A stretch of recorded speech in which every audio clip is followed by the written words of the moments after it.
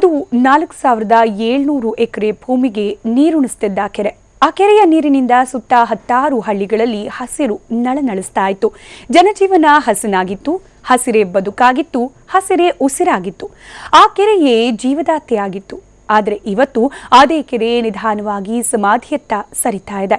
ತನ್ನ ಮೇಲಾಗ್ತಿರೋ ಮಾನವನ ದೌರ್ಜನ್ಯದ ಬಗ್ಗೆ ಅದೇ ಕೆರೆ ಕತೆ ಹೇಳುತ್ತೆ, ಕೇಳಿ.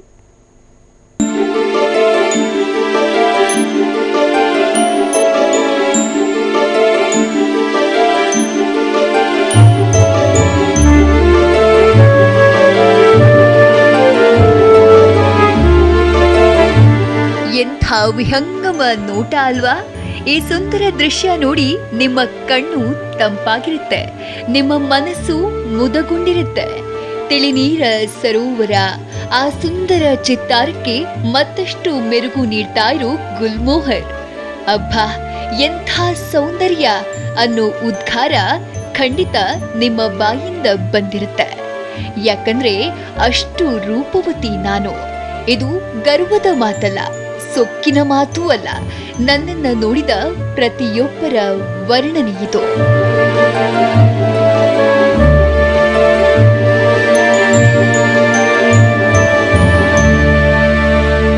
ಅಯ್ಯೋ, ನನ್ನ ಹೆಸರು ಹೇಳಲು ಮರೆತೇ ಬಿಟ್ಟೆ. ನಾನು ನಿಮ್ಮ ಸೂಳೆಕೆರೆ, ದಾವಣಗೆರೆ ಜಿಲ್ಲೆಯ ಚನ್ನಗಿರಿಯಲ್ಲಿ ವಿಶಾಲವಾಗಿ ಹರಡಿರೋಳು ನಾನು. ಮೊದಲಿಗೆ ನನ್ನ ಹೆಸರು ಶಾಂತವ್ವ ಅಂತಿತ್ತು. ಆದ್ರೆ ಜನ ಯಾಕೋ ನನ್ನನ್ನ ಸೂಳೆ ಅಂತ ಕರೆದ್ರು. ಜನರಿಟ್ಟ ಹೆಸರಿನಿಂದ ನನಗೆ ನೋವಾಗ್ಲಿಲ್ಲ.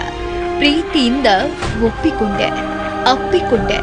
ನಿಮಗೆ ಗೊತ್ತಾ, ಏಷ್ಯಾದಲ್ಲೇ 2ನೇ ಅತಿ ದೊಡ್ಡ ಕೆರೆ ನಾನು ಹುಟ್ಟಿದ್ದು 11ನೇ ಶತಮಾನದ ಕೊನೆಯ ಭಾಗದಲ್ಲಿ. ಹುಟ್ಟುವಾಗ ನನ್ನ ವಿಸ್ತಾರ 6550 ಎಕರೆ ಇತ್ತು.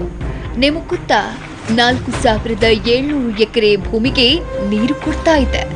8 ಕಿಲೋಮೀಟರ್ ಉದ್ದ, 4 ಕಿಲೋಮೀಟರ್ ಅಗಲವಿದೆ. ನನ್ನನ್ನ ಒಂದು ಸುತ್ತು ಹಾದು ಬರಲು 61 ಕಿಲೋಮೀಟರ್ ಆಗ್ತಾ ಇತ್ತು. ಆದ್ರೆ ಇದೆಲ್ಲ ಒಂದಾನೊಂದು ಕಾಲದ ಮಾತು. ಈಗ ನಿಮ್ಮಿಂದಾಗಿಯೇ, ನಿಮ್ಮ ಸ್ವಾರ್ಥದಿಂದಾಗಿಯೇ ನಾನು ಕುಬ್ಜಳಾಗುತ್ತಿದ್ದೇನೆ, ಕುರೂಪಿಯಾಗುತ್ತಿದ್ದೇನೆ, ಜೀವಸೆಲೆ ಕಳೆದುಕೊಳ್ತಿದ್ದೇನೆ.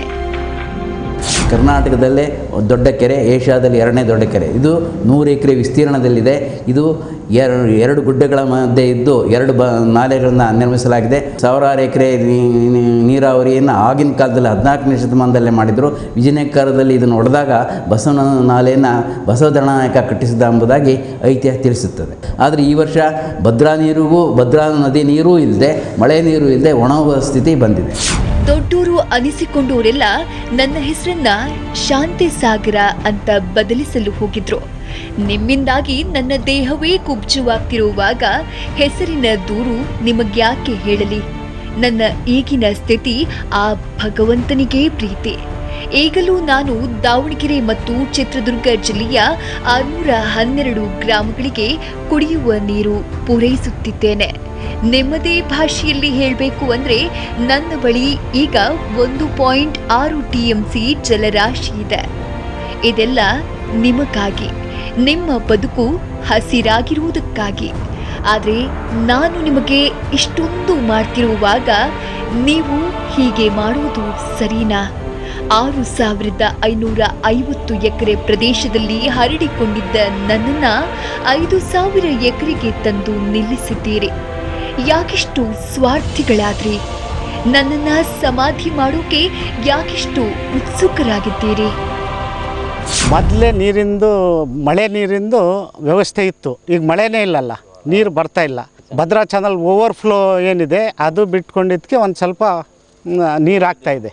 ಅದಕ್ಕೆ ಸರ್ಕಾರ ಆ ಕಡೆ ಗಮನ ಕೊಟ್ಟು ಈ ಮಾಡಿದರೆ ಸುಮಾರು 25-30 ಲಕ್ಷ ಜನಕ್ಕೆ ಅನುಕೂಲ ಆಗುತ್ತೆ. ಕುಡಿಯೋ ನೀರಿಗೇನೂ ಆಗುತ್ತೆ, ರೈತರಿಗೇನೂ ಆಗುತ್ತೆ. ಇತ್ತೀಚೆಗೆ ನಿಮ್ಮಲ್ಲಿ ಹೆಚ್ಚುತ್ತಿರುವ ಧನ ದಾಹ, ರಿಯಲ್ ಎಸ್ಟೇಟ್ ಮಾಡಬೇಕು ಅನ್ನೋ ನಿಮ್ಮ ಅತಿಯಾಸೆ ನನ್ನಲ್ಲಿ ಆತಂಕ ಹುಟ್ಟಿಸಿದೆ. ನಿಮ್ಮ ದಬ್ಬಾಳಿಕೆಗೆ ನಾನು ಕುಬ್ಜಳಾಗ್ತಿದ್ದೀನಿ. ನಿಮ್ಮನ್ನಾಳ್ತಾ ಇರೋ ಸರ್ಕಾರವೇ ನಿಮಗಿಂತ ಒಂದು ಹೆಜ್ಜೆ ಮುಂದೆ ಹೋಗಿ ನನ್ನಂತಹ 1500 ಕೆರೆಗಳನ್ನ ಸಮಾಧಿ ಮಾಡೋಕೆ ಮುಂದಾಗಿದೆ. ಉಸಿರು ನೀಡೋ ನಮ್ಮನ್ನೇ ದುಡ್ಡಿನಾಸೆಗೆ ಕೊಲ್ಲಲು ಹೊರಟಿದೆ. ನೀವೇ ಯೋಚಿಸಿ, ಕೆರೆಗಳನ್ನೆಲ್ಲ ಮುಚ್ಚುತ್ತಾ ಹೋದ್ರೆ ಮುಂದೊಂದು ದಿನ ಜೀವಜಲಕ್ಕಾಗಿ ಏನ್ ಮಾಡ್ತೀರಾ?